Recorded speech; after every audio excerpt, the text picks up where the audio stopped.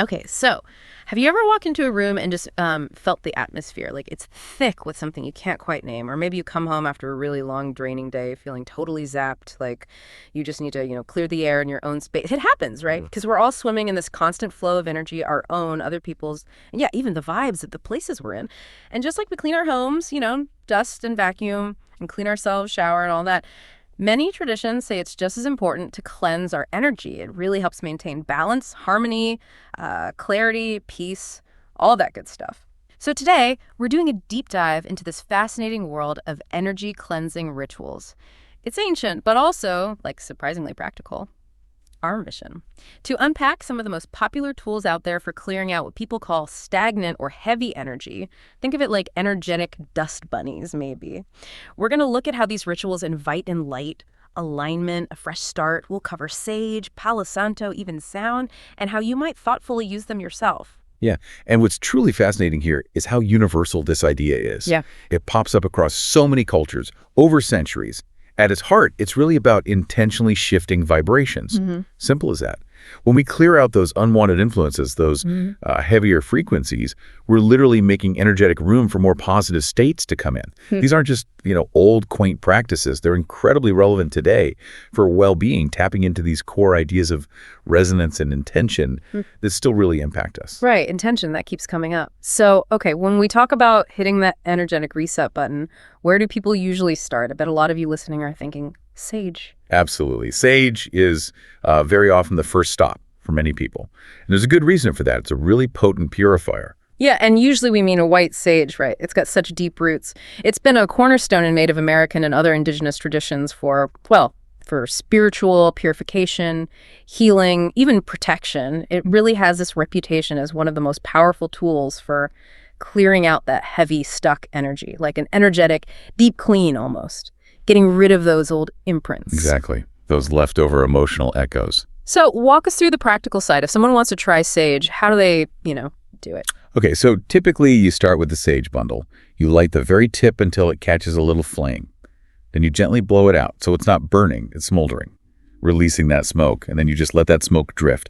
You can waft it around your body or through a room or even over objects you feel might be holding on to some dense energy. People often use a feather or just their hand, maybe a little fan, to gently guide the smoke, especially into corners or around doorways. How interesting. Why corners and doorways specifically? Do they collect energy? Well, the thinking is that energy, kind of like dust or even water, can settle and pool in those less disturbed areas, the nooks and crannies, So paying attention to those spots helps ensure a more thorough cleanse.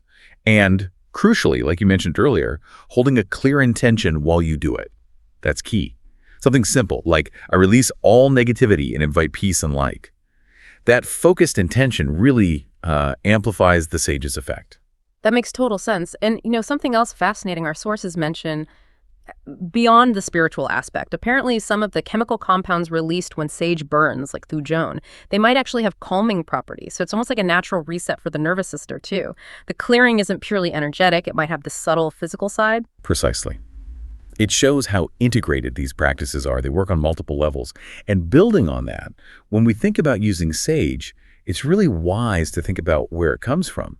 It's often seen as a sacred plant, right? So looking for sage that's harvested sustainably, ethically, with respect for its origins, that isn't just about preserving the plant, though that's vital. It's also about maintaining the integrity, the vibrational quality of the sage itself for your practice and for others.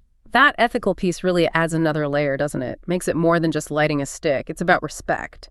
So when would be the best times to actually use sage? Well, the sources suggest it's fantastic after, say, an argument or when a space just feels emotionally heavy. Definitely when moving into a new home or workspace, clear out the old vibes, And of course, it's perfect for preparing a sacred space before meditation, rituals, any kind of deeper spiritual work. Right, setting the stage for a fresh start energetically. Okay.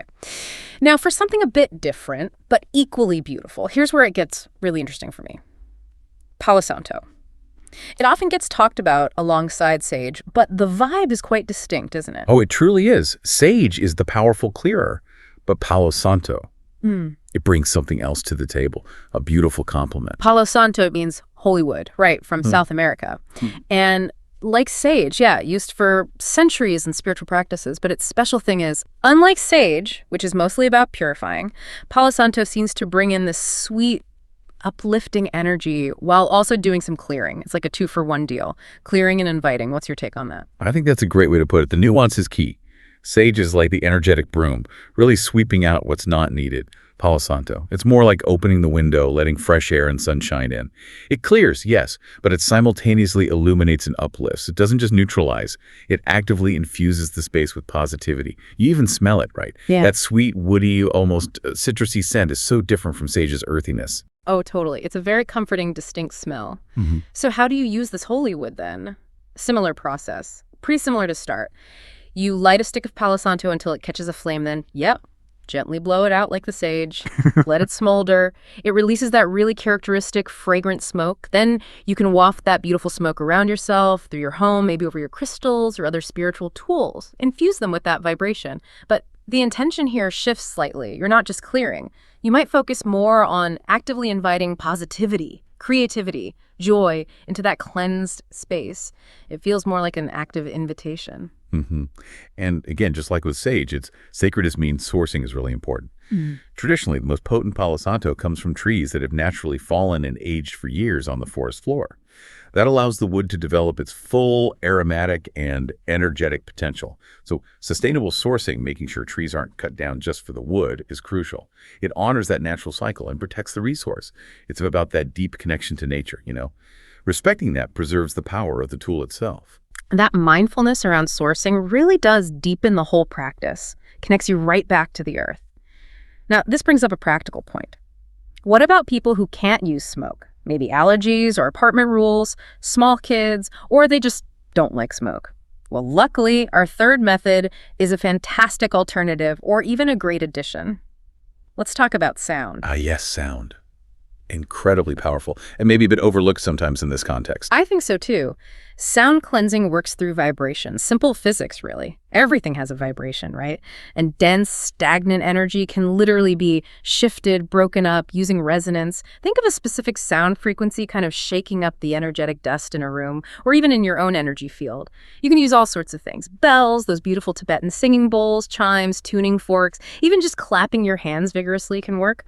The vibrations physically move through the space. You can often feel the shift. You really can. I remember my first sound bath experience. The way the vibrations from the bowls just moved through my body. It was genuinely surprising. It wasn't just hearing it, it was physical. So how do you best use that power for cleansing? That's a perfect description. It is physical. Yeah. So for a sound cleanse, you choose your tool, your bowl, tuning fork, drum, bell, whatever resonates, and you move through your space, striking it, playing it, letting those sound waves really fill the area, especially corners and doorways, just like with smoke.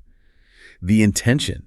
Imagine those vibrations literally scattering any dense or heavy energy, replacing it with light, clear, harmonious frequencies. It's very visceral, as you said.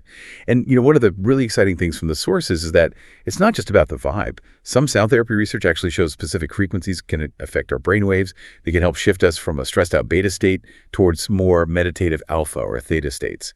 So a sound cleanse can literally help tune your mind, not just the room. Wow, that's fascinating. A direct impact on our mental state.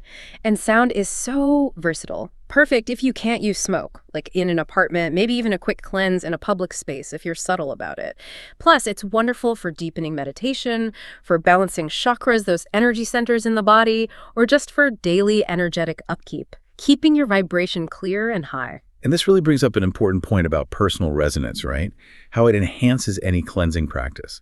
With sound, it's maybe extra clear because different tones, different instruments often feel linked to different intentions or even different chakras. So my tip here would really be experiment, play around, see what sounds feel good to you, which instruments resonate most deeply, that personal connection you feel to the sound. That will make your cleansing much more powerful and effective. It's not just the tool, it's how it interacts with your energy. That's great advice, making it really personal. And, for those who want to go even deeper, you could actually combine these methods, create a really profound, complete energetic reset, like a full spa day for your energy and your space. Oh yeah, that creates such a powerful synergy. You're layering the intentions, layering the different vibrational shifts. Exactly. So the flow could be pretty intuitive, right? You might start with sage to really do that deep clearing, sweep out any lingering negativity, get rid of the heavy stuff. Then follow up with Palo Santo to consciously invite in all that lovely positivity, creativity, joy, fill that newly cleared space with good vibes. And finally, you could seal it all in with sound. Use those harmonizing vibrations from a bowl or chime to really raise the overall frequency. Lock in that light, clear energy. And throughout all of this, remember what we kept saying, intention is key. It's not just going through the motions, it's the focused energy you bring that truly activates it all. Absolutely. And if we connect that to the bigger picture, combining methods like this gives you a really powerful multi-layered approach. You're addressing energy from different angles. You're tackling both the removal of what you don't want and the conscious invitation of what you do want. It's holistic. It leads to a more thorough, more lasting energetic shift. Really empower you to create that sanctuary feeling wherever you are.